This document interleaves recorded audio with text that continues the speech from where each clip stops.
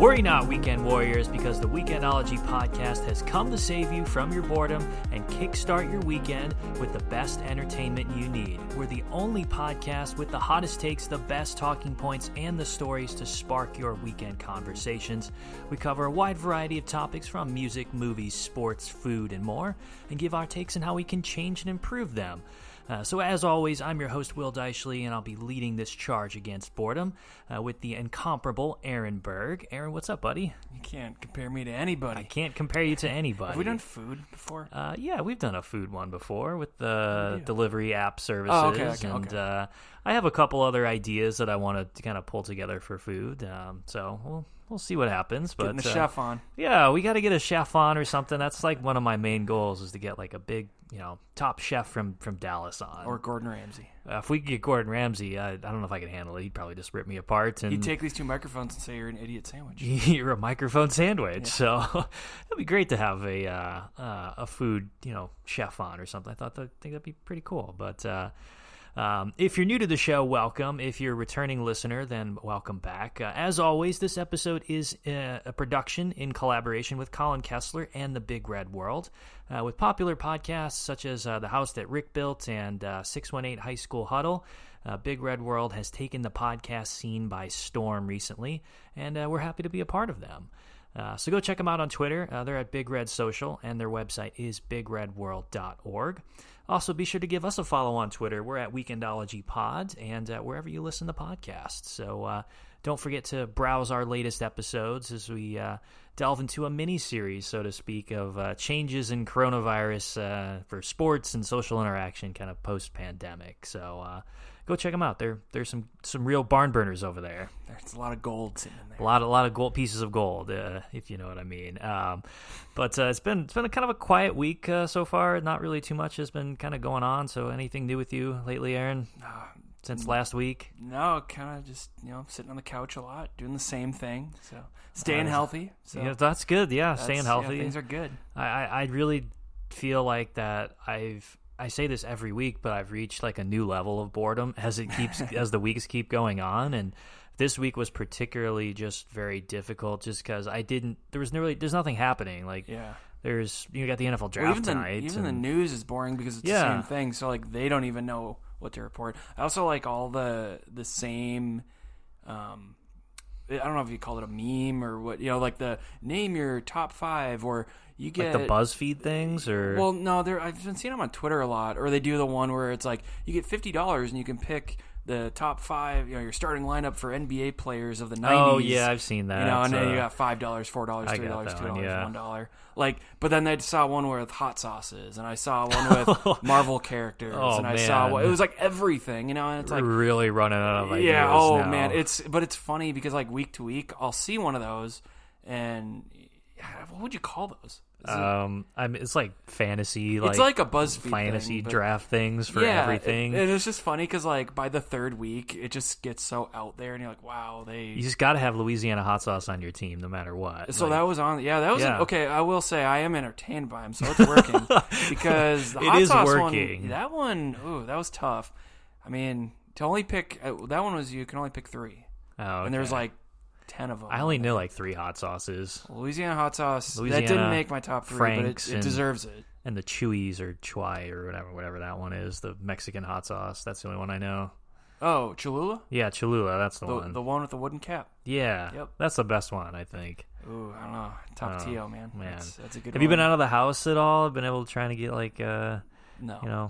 To come over to just outside. To the studio. To the Deichley studio. No, I try to run, so I'm getting in shape. I've decided I'm gonna actually focus on eating better and do the whole like what I said I was gonna do for my New Year's resolution. I'm doing that now. I remember you saying that like 5 years ago. So. I don't have an excuse. hey, I have done it. It's just been a roller coaster.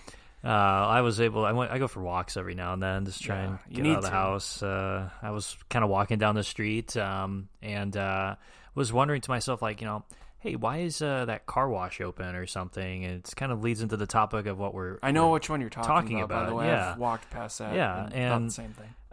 I've noticed that like there's a bunch of these so-called essential businesses, quote unquote, and that are open. And I thought to myself, well, there's no way like a car wash place or like a landscape store. Yeah, I was gonna say buy like flowers or stuff. There's no way that's next to the car wash place, and I've thought that too. I'm like, wait a minute. There's no way like any of these places are considered essential, especially when there's like a global pandemic going on. And slowly we're starting to see the governments kind of ease some of the restrictions on social distancing, open the businesses back up. I'd say it's probably a little bit too early for that right now. But I think there's a bit of confusion as to what is essential and what is not essential for the businesses.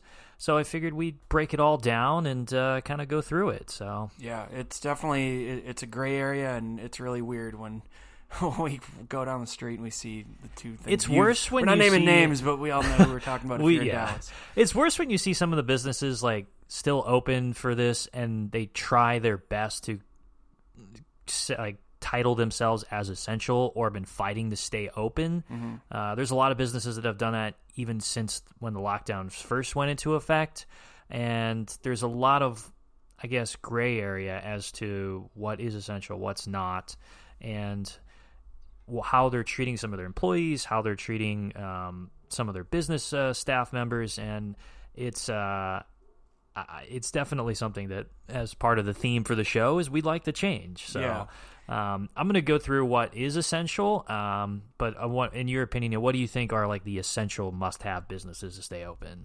You know, it's so hard because you can make an argument either way for several businesses. You know, you could say grocery stores, okay. Yeah, is that essential? Sure.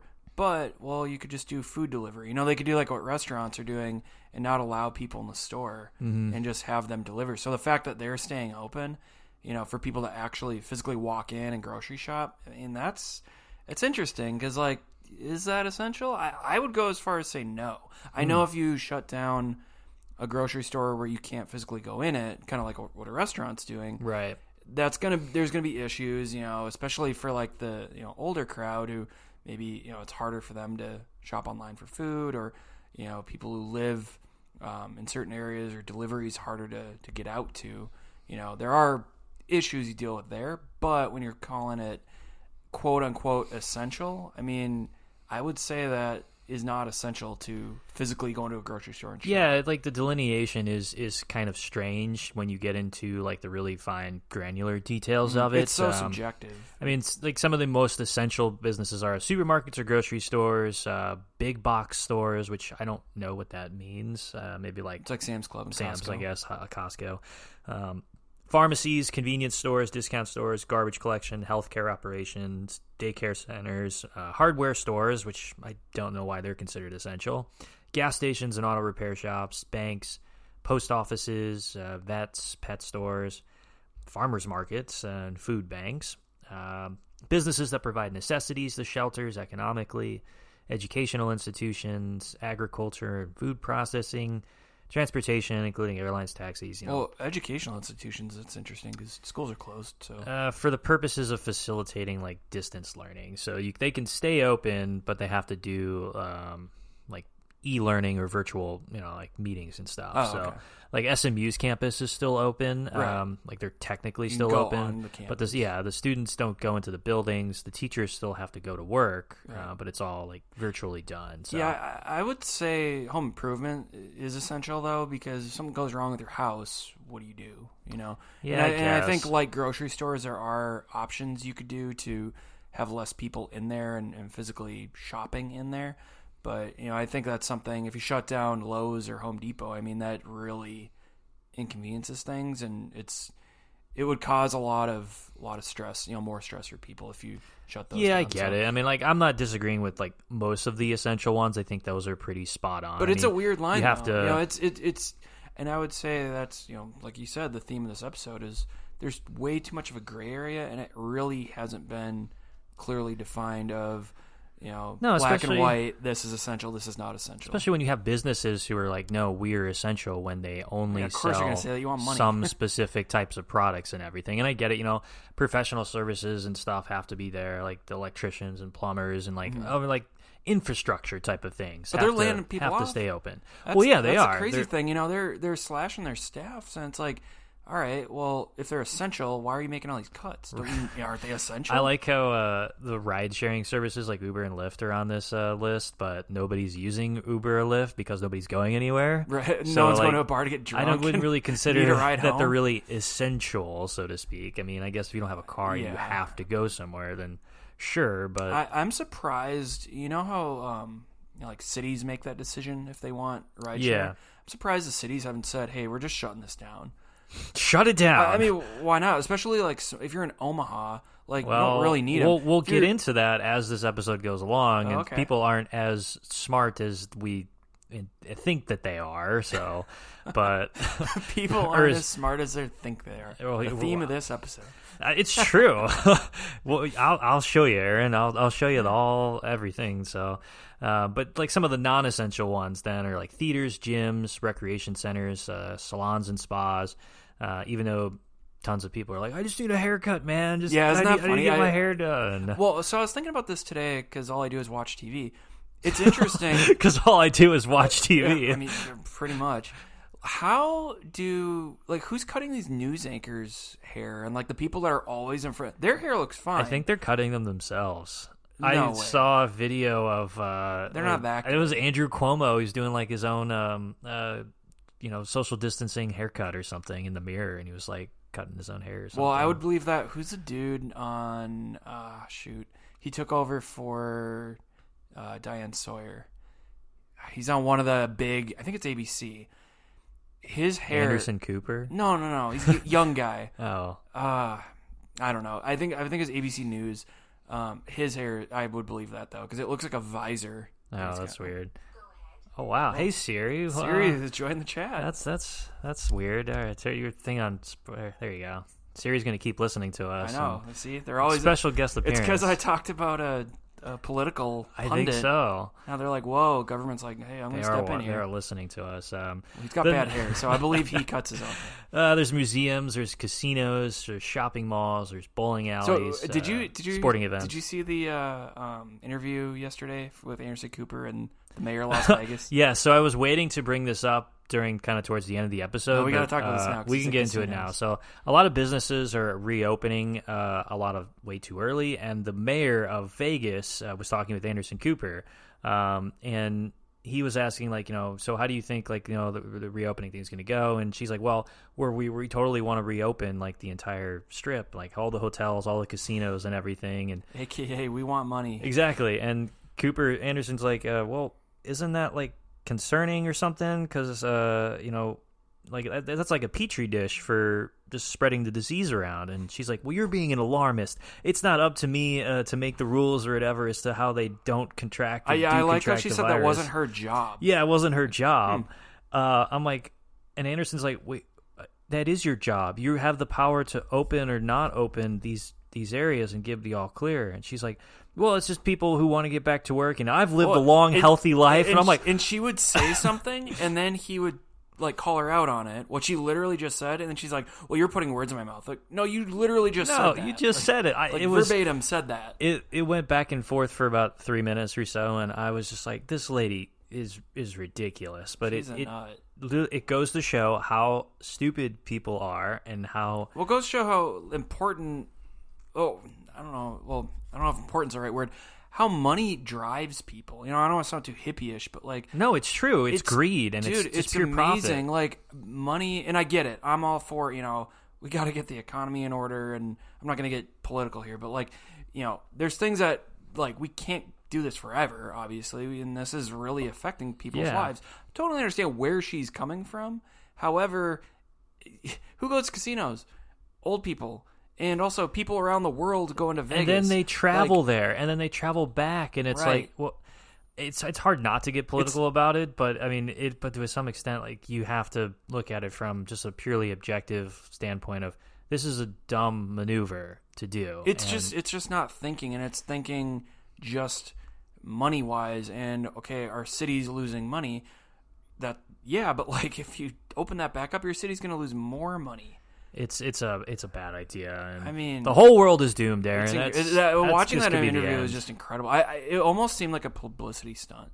I thought it was like a satire or something. Yeah, like a Saturday Night Live. Yeah, I honestly thought she was kidding, but then it wasn't. Like she was totally real about it. And did you see all the protests for the anti-social distancing too? I thought those were publicity stunts at first, but they're not. I mean, I'm not surprised by any protest anymore. Whenever I see someone protesting, I'm just like, yeah, that seems about right. They're actually putting people just love to protest flyers out and saying, "Come to our anti-social distancing protest rally. Even if you're sick, you can come. It's your right to do so." I'm like, wait, what? It's my right. That's a terrible idea. I know my rights. Literally, some lady quoted, like, "I'd rather die than be a slave to being confined into my house." Okay. And I thought to myself, you would rather be in your house with all of your first world amenities and internet and running water and everything than be a slave and not go outside? Like, that's a little extreme. Yeah, I find that funny when people bring that stuff up, because it's like you can do a lot. Think about it. Most of the things we do that are essential, that we need to get done, we can do. We have Skype, we have Zoom, we have all those things. We have phones. We can text. We can get news. We have everything is on our cell phone. We can watch TV. We have all these amenities. We have entertainment. It's really just the fun things that we can't do, and it's amazing you just can't congregate. One, how much importance people put on A, money, and B, entertainment, like going to a bar or a restaurant, which I'm really bummed about. It sucks. Like, you're not being very super social or anything. Well, it's making me realize, whoa, I put way too much emphasis into those things. Exactly. Like, a bar should not be that important to me. But it's showing me it is, because I'm like, oh man, what do I do on the weekend? I think it just goes to show that a lot of the mindset is, we got to get back to the normal life we had. We have to get back to some semblance of what we were before all this. And the hard truth is, we're not going to get back to what we had. We're never going to get back to that. It is what it is. You got to take that attitude towards it and say, okay, how can we play this smart and work towards getting back to it, instead of let's get back to it. You don't just jump into the 12-foot deep end when you just learn how to swim. Like, you have to wade in. You can't just jump right in and go back to what it was. And right. It also shows that a lot of the times these people, it's like a consistent message across the board with these people, like, got to get back to work. We've had a long, healthy life that we've lived. If we get it, then just funny. It's in God's hands. It's really only been a month. Yeah, it really has. Like, actually, things shut down.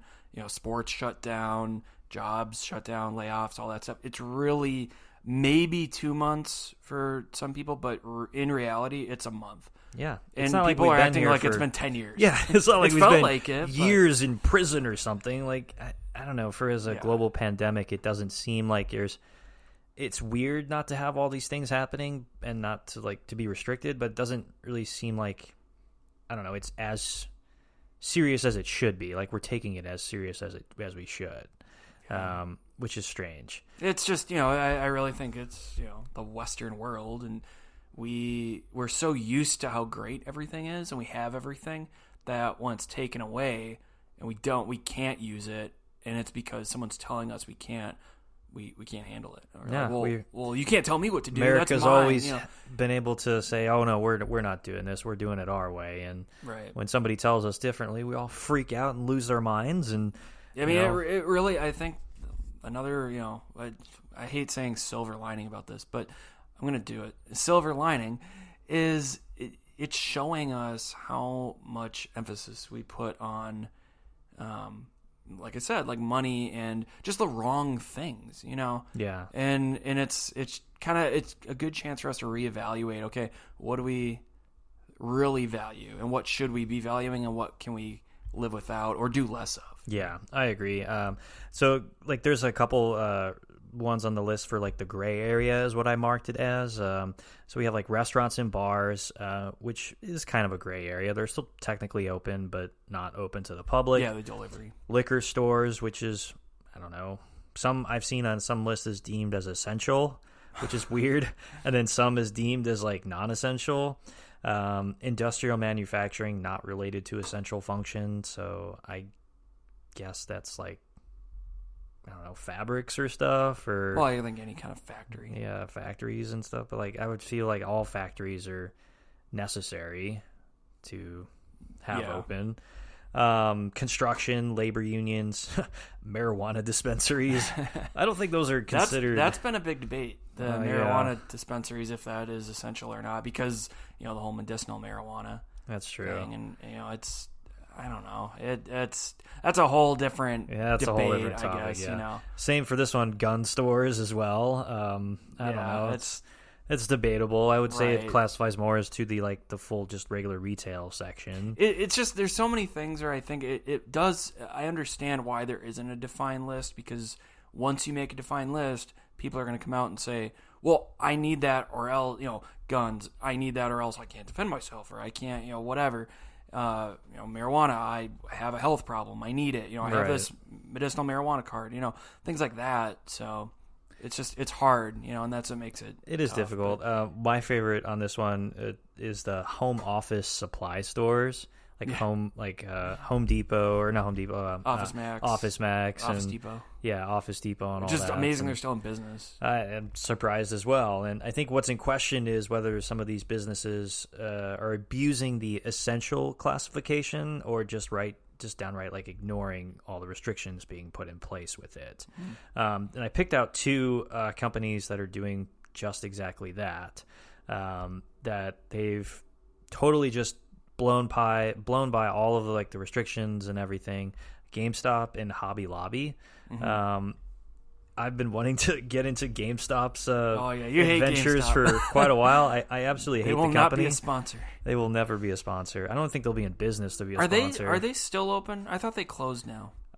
So they're open. So you can still go to a GameStop today. Yeah, you can still go to GameStop. They're surviving somehow. That's unbelievable. So they've been on financial crisis for couple years now, as people move to the more digital game aspect. The physical stores are starting to die out. They're like the Blockbuster of pretty much video game stores. So they've been under some stress for a while, but they've always had a reputation for kind of being a bad place to work, or ripping customers off, or treating their employees really bad. And once the coronavirus came up and sort of forced a lot of the lockdowns, then it kind of accentuated and accelerated all of the company's demise, so to speak. The company is taking increasingly desperate measures to make up for lack of sales. The video game retail chain is struggling with a loss of revenue, mainly by like I said, the digital purchases. And there's a lot of these interviews for employees, current and ex-employees, coming out saying they were the strict sales quotas, unrealistic goals, bad working conditions, even firing for not coming into work, which is pretty insane. The company already tried to fight some of the essential business functions by saying that they were essential. So did they explain why they're essential? Yeah, so they sell home office supplies like keyboards and mouses and stupid stuff like that, which is not true, because they don't sell that stuff.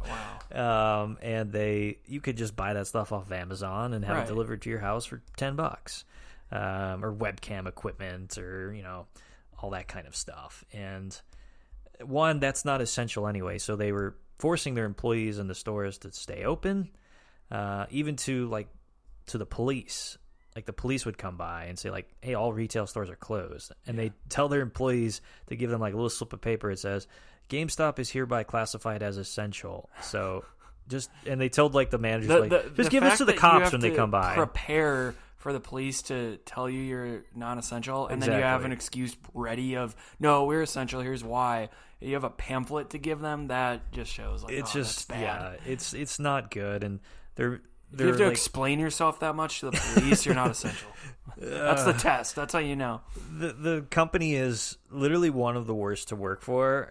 There's been a lot of horror stories with it too, where employees are not feeling safe, or able wanting to come into work. And they also give you $5 for a $60 video game. Oh yeah, they rip off their customers quite a bit. But I was reading, and there's been multiple times where employees are I don't feel safe coming in. I want to social distance and quarantine myself, and they say, oh yeah, that's fine.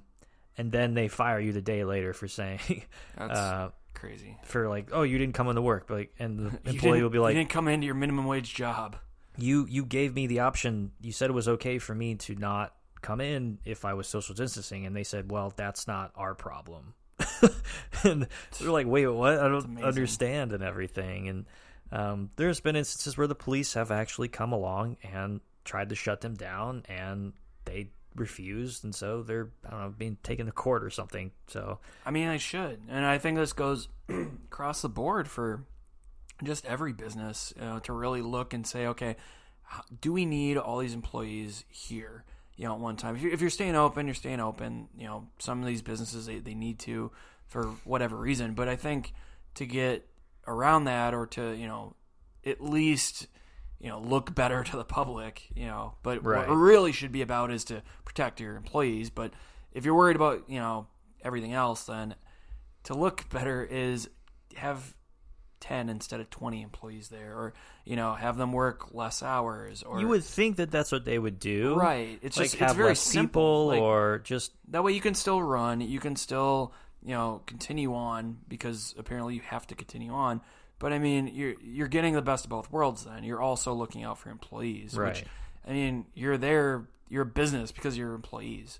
So, and a I lot of think times too, businesses don't care about their employees. Well, and it's fascinating to me, because a lot of these businesses, like GameStop, they got crazy turnover because they're treated so poorly. And I just think it's like bars. Bars have the same problem just before all this stuff happened, where they would just look at their employees like, okay, you're not putting much effort in, and it was a cycle of you're not putting much effort in, because you're going to be out, by, in a few months or in a year, so they're like, oh, whatever. Well, then in turn, the employee wouldn't work hard because they're like, well, they're just treating me like I'm expendable. Like, I don't need to be here. So it was a cycle of just no effort, but also poor treatment.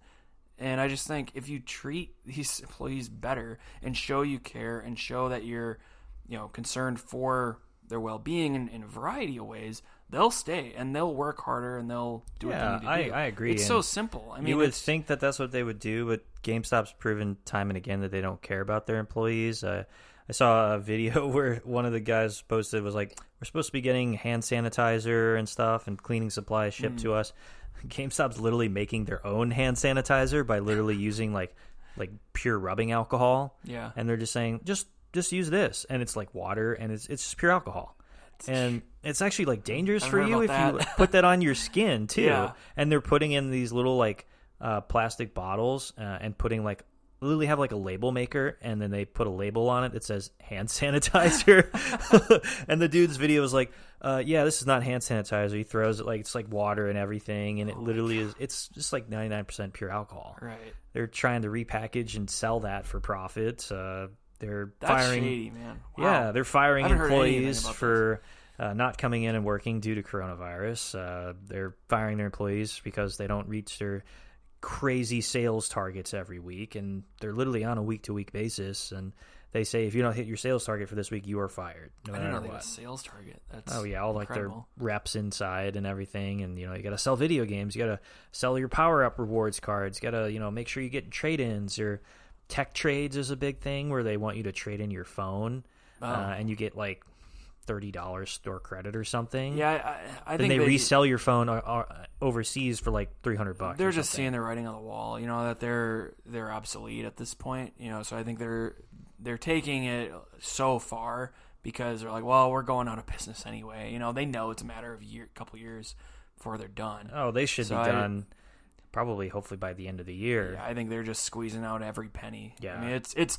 terrible, and I like I said, I think that's a testament, it should be, to every business out there, no matter what kind of business it is really take a hard look at, okay, how are we treating these employees? Do we need them here now? Do we need their role? And then just look at, too, how, if you furlough, then, how does that affect them? And I know it's a business. You have to do some things like that. But I just think in a time like this, that needs to be taken into consideration, because when it's time to rehire or bring people on, word's going to get around, and like, who's going to go want to work for GameStop or any company? GameStop sucks. Like, it's a crappy company. But it's going to be even worse, where it's like, this news is going to get out, and then when the corona stuff dies down and people are looking for jobs, definitely less people would go apply to GameStop. I mean, they were high school kids. This was not going to prevalent even before the coronavirus. This is just all accentuating it, and I think they've already started. But they're just shooting closing themselves in the foot. Is what I'm saying. Like, no, I agree with you. And what I don't understand is why the Better Business Bureau, or I don't know, whatever governing body hasn't come in and said like you're violating like employees' rights and human rights and putting people's lives in danger and so on and so forth for profiting, and you're just saving your own asses. And right. Nothing like that has happened. I mean, they still have billions of dollars. Like, they're still like almost $1 billion company. So it's just incredible they can get away with saying they're essential. I know. I don't understand that. Yeah. Ethically, they should have just been like, okay, we're closing everything down. But they know as soon as they close, they'll never reopen. Right. Which is the problem with some of these businesses abusing this. That's right? A lot of businesses. Yeah. A lot of them close down, and they're just if they close down, they're just never going to reopen. Same for like Hobby Lobby too. You ever been to a Hobby Lobby before? Yeah, I live in Texas. Oh, they're everywhere. Oh, they are everywhere. Well, Hobby Lobby is quietly reopening some of the stores in a few of the states, directly defying coronavirus-related shutdowns, also incurring police intervention as well. The CEO issued a written letter to all of its employees. I won't read the whole thing, but it's paraphrasing of. Basically, this is all in God's hands, and they're very Jesus-y there. If you contract the virus or not, we're staying open, and we plan to work our employees no matter what. And it's like the people that were going to church. And, they were interviewing them when they were leaving. They were like, "Oh, well, it's in God's hands." They also said that they wouldn't provide birth control to their employees. They're far. They're insane. Yeah. They've always been. I mean, that's kind of like their brand. That's their thing. Yeah. Like, that's what they're also doing high sales targets, and when after that letter was written and sent out to the employees, the day after, they fired a bunch of their part-timers and even some of their full-timers with no pay, like no severance, no email, or did it by email, no explanation. They were just like, you're fired. I don't understand, too. If Michael's is closed, how is Hobby Lobby not closed? Well, they're the same. Because they're classifying themselves as essential retail because of certain products that they sell. But Michael's sells the same thing. Exactly. World Market it's a craft store. Like, yeah. What are you gonna do that's essential at a craft store? I have to get my decoupage ready to go, or I gotta make sure that my scrapbooking is ready. Well, and also Hobby Lobbies are huge. They are big. I just think that's a even more dangerous place because you can get more people in there. And I'm sure they're doing the kind of like what Targets are doing and keeping there's a capacity of people that can go in there at a time, but still, like, no, it's ridiculous, and I think that's why we really need this black and white. These are essential. Here's why. These aren't. Here's why. Boom. And just because you sell one what I don't product, get is like why it doesn't make it essential. The state government doesn't come in, or even the federal government come in and be like, you're not essential. Like, this is like you said, this is what it is. If you don't adhere to these restrictions or guidelines, then I don't know, X, thing is going to happen. And I think it goes back to, I don't know anything about politics, so I apologize if I sound stupid here, but I think you're not a politician, Aaron. No, I'm not. I'm not. You're not going to run against me for president in 2032. No, I'm out. Okay. You're withdrawing from the race then. Yeah, I'm withdrawing early. Cool. I'll win, no problem. I'm like Marco Rubio. I'm just out first round. But no, I think it goes back to the state side. They don't want, if they come in and they say close, they're just gonna no money, no economy. They're just you could look at that and say, well, they're tearing their state down. They're not bringing business in. Businesses could move. You could have whole industries move out of the state at some point. You could really economically crash your state. Lover, I mean, if you're keeping these goofy businesses like Hobby Lobby open or GameStop, I mean, look at what you're doing and look at what precedent you're setting of, we sell one thing that we're going to call essential, so keep us open. Well, why can't the bar down the street say, well, they're essential too? Right. They serve food. Food's essential. Yeah. Or any of the other retail stores. Right. It's a dumb argument, So I just think it's creating too much subjectivity, here with keeping a store like that open, but then this other one that won't come back either and won't survive, that is a mom and pop shop or something like that, where people's livelihoods are on the line, and maybe they've owned it for 40 years, and they'll never recover. Yeah, and that's the sad thing too. It shows that profit and money kind of rules over all, especially in America, and that's when it doesn't even make sense. It's just so crappy too. Like, you're putting your employees' lives in danger, you're putting other people's lives in danger. For you're what? Setting a bad precedent, like you said. And for what? So your CEO can, retain his, $100 million check at the end of the year? Yeah, I love when the CEOs are like, "Oh, I'm taking a pay cut." Like, yeah. Okay, how much are you still making here, pay buddy? cut. Like, Okay, well, that 5% is more I'm going to make in my entire life. So, come on, like, it's ridiculous. And I honestly think if like God came down and was like, Hobby Lobby, GameStop, you have to close your stores. Well, he wouldn't say that to Hobby Lobby. Oh, yeah. He's tight with Hobby Lobby. Yeah, well, it's in God's Heaven hands now. is decorated with pictures from Hobby Lobby, not Michael's. I mean, they wouldn't close, though. They wouldn't close. Even if God came down and was like, close your stores, GameStop, and they'd be like, why? And he'd be like, because it's me. I'm God. Close it down. They give him the pamphlet. And they're like, nah, man. They're like, hey, why we're essential. Here's our essential programming. Or like, hey, you wanna buy a game system or something, or you want some crafts and stuff? Like, oh man, it's terrible. I wouldn't doubt it. I wouldn't doubt it either. I did the audacity too to say that to like the police or Can you imagine just working in that GameStop and be like, yeah, officer, this is what my boss told me to give you. It's literally some poor high school kid who's just 6x6 paper that was said, we're classified as essential retail. Please present this to I'm just picturing them just like sliding it across the desk. Right, yeah. Just read this, and the cop's like, what the hell is this? Yeah. This is what is Monopoly money or something? Like, you just do that now, like, I don't know, just go. Yeah, if you get a ticket or something, be like, I'm essential. Here you go. I need to be doing this. Exactly. It's a get out of jail free card. Yeah, so you rob a bank, you're just like, here's my card. I need money, so it's shocking. This is why I'm doing this. Don't ask Literally questions. shocking as to how some of these companies are getting away with some of this stuff, and the whole classification system. A couple other issues. One of them a little bit more serious was there was this nurse that was in Edmond, Oklahoma. Laura Moreno was her name. Home of Matt Hoffman. I don't know who that is. A BMX biker. Oh yeah, I remember Matt Hoffman. Yeah, did you ever play his video game? That was a really random trivia thing. Yeah, fun facts on Weekendology. This is what we resorted to. Share on your Zoom call, everybody. There's literally nothing happening. So shout out Matt Hoffman. Matt Hoffman, is he still alive? Yeah, he hasn't fallen off his bike too much, so he's good. Yeah. Well, anyway, this nurse was terminated after she refused to take off her mask and protective gear in the common areas of the hospital. She was a regular nurse, treating 12-year-old patients, 60-year-old patients, 30-year-old patients, whatever, for coronavirus. She's like, well, I'm going to wear my mask no matter what. And all the guidelines are saying, like, if you're a healthcare worker, wear your mask no matter what. No, don't take it off. And the hospital literally told her, if you you can't wear your mask around because it will incite fear and panic amongst the patients. And she's like, they don't know what's going on. Like, wait, what? Like, in fear and panic, like that. Hey, this is a pandemic. There's a pandemic going exactly. on. They'll forget. And so she didn't take it off, and so they fired her.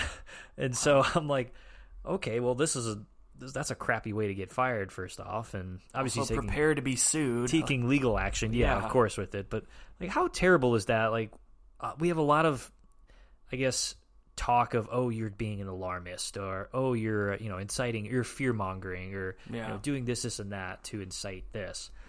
That's not really the case. It's just being safe and taking precautions, right? It's common sense. Yeah, like what I don't get is like why there's this verbiage going around of, don't be an alarmist by preaching being safe, like the Vegas mayor and Anderson Cooper. Because people are out of their comfort zone. That's what I would say. Yeah, I think because people are out of their comfort zone for the first time in a while, now they're saying, oh, well, everyone's just overreacting, or it's not a big deal. Or also, I think because it hasn't affected them. I mean, I don't know anyone personally who's gotten it, which I'm really happy about. so it's easy for me to say, oh, maybe it's not a big deal. It's just what I read on the news. And I think we've become so accustomed to the news trying to shock us. And it's like the boy who cried wolf. Yeah. And I that's why I don't really pay attention to the news, because I do feel like the news does that a lot. They're trying to get a story. They want that emotional reaction. They want people to read it. People like reading negative stuff. Or it's like a car wreck. You'll look at it, even if you're not interested in it, you'll click on it or you'll read it eventually. Yeah, it's all clickbait stuff. Right. And so I think people are so used to that now they're like, wait a minute, maybe this isn't a big deal because it hasn't affected me, or, this has been going on for longer than I'm used to. And it's like, well, maybe because it is real, and I don't know. I've lost a lot of faith in people in the last week or so. Just seeing all these. It just shows me how the lack of preparation for things, and not to say, I'm really not one of those people who's saying, "Oh, we should have been more prepared," because you never know till it happens. There's no way to know. True. Yeah. But it really shows me how it's like the Office gif you see where he's like, everybody panic, running around. It's happening. It's like that, where it's just like something bad happens, and then I understand we haven't been through it before like this, but there is it's just almost like, every day there's like, oh, what do we do? Oh, we don't know. And it's a constant fear because no one knows what to do. And I'm like, come on, we should have had some sort of just use your brain. Yeah. Don't. And it's like common sense goes out the window because people panic, and it doesn't need to. Just I agree with you on that. I would say that I think all retail, fast food, all those kinds of stores should just shut down. Nothing, curbside only. So do you think like I can't go through a drive-through at all? Yeah. I don't think you should go through a drive-through. It's funny. I don't think Target should be open to the public. I don't think Walmart should be open. Sam's, all those places, all the grocery stores should not be open for people to go inside. They should only do curbside pickup. Yeah, well, and Target does curbside pickup already. Yeah. So, but you can still go in. Right. I went into Target 2 weeks ago because I was like, well, I can't do curbside pickup, and I need just to grab this really quick. I was like, everybody's walking around there's nothing happening. Yeah. But, of course, all the toilet paper and cleaning supplies are all cleared out. Then you're like, oh, yeah, there's something going on. But so it's amazing to me how it's week by week. It was interesting. I was thinking about the same thing because I got Mexican food last night, and I picked it up. Man, it sounds good right now. Oh, it's great. Shout out Mia's. Mia's is a great place in Dallas. So I went there last night, and I noticed I couldn't get out of my car. I had to tell them what I was driving, and they come out and they hand it to you. But I went there, I think it was 2 weeks ago. I don't know. Lost track of my days. But, a couple weeks ago. And before, they had it where you couldn't go inside the building, but you walked up to a podium, told them your name. Yeah. And then they had 10 people, and they had the spots to stand, but it was still a group of people standing and waiting for their food. And I just found that interesting how, week by week, went from, okay, do this. No, we're taking this further. Now we're taking this further. And it got to be the point where you can't even get out of your car. And it just makes me think, okay, why didn't we just not get out of our car from the first place? I didn't need to get out. I think businesses were trying to figure it out as it went along. Okay, what are the best practices for this? How do we do this in an efficient way? But we should have just from the start, nobody goes out of their houses unless it's well, and I think they don't want to make people mad because if you suck it up, people, come on, right, I know. You want to get sick and die or something and I think that's why businesses were doing that. Why, at first it was okay, you can get out of your car, but you can, only have so many people in a restaurant, or then it became, okay, now you can only do this, and now it's slowly gotten more restricted. And I think it's because if you went, full tilt right away, then everyone's like, well, I'm not going there at all, and they would lose a ton of business. However, I don't know, it's just kind of, you're contributing to the problem though, because if you're just doing these little half steps and you're not following, if you're half-assing it, then what's the point? Well, and I've seen employees in Target, they're not wearing their masks properly, or they're not changing, you can tell they're not changing gloves, or they're not doing basic things that you need to be doing. You're not really doing anything, And I think that's a big thing too, is educate the employees on how to stop the spread, how to wear a mask, how to do those things, how they should be cleaning and that sort of thing. Yeah. And I think if you are an employee who is either gotten let go or fired because you're not coming into work due to coronavirus. You do have rights and everything. The Occupational Safety and Health Administration has a general duty clause that requires workplaces to offer environments that are free from recognized hazards that are causing or likely to cause death or serious harm. So, like, if you feel like you're in an unsafe area, or they're not providing sanitization equipment or masks or gloves or certain areas to make it, a safe area to work, then you have rights to not come in, and legally you're not allowed to get fired from that. Unfortunately, it's not the case with some of these, because the GameStop or Hobby Lobby will cite, we're having financial issues or whatever, and blah, blah, blah. But we all know the real issue God is to, wants it this dirty. Yeah, yeah, it's in God's hands now. But cleanliness is next to godliness. No, well, not for Hobby Lobby or GameStop apparently. But I just thought about this.